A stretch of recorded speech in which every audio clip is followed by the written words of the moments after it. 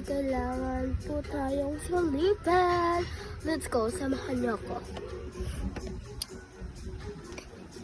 Yung sisilipin po natin ay yung mga hinagamit na nila dito. So, let's go.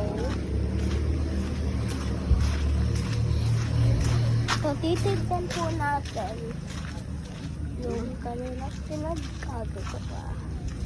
So, my God, yan pala yung pinagkagawa nila dito. Alis na tayo dyan. Wala na tayong pakialam dyan. So,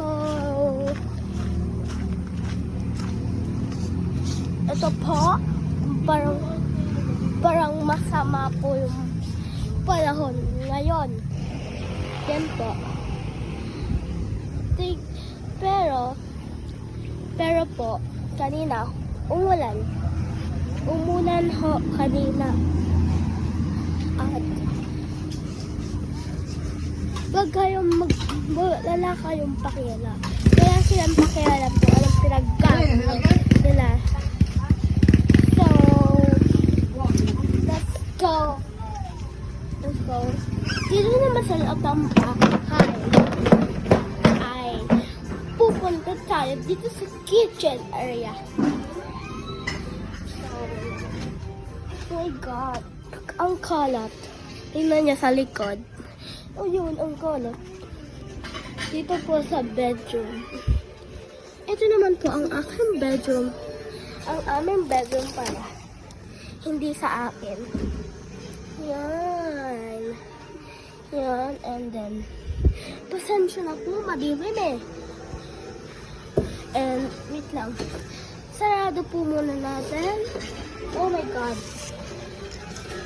So, ganun po yung mom.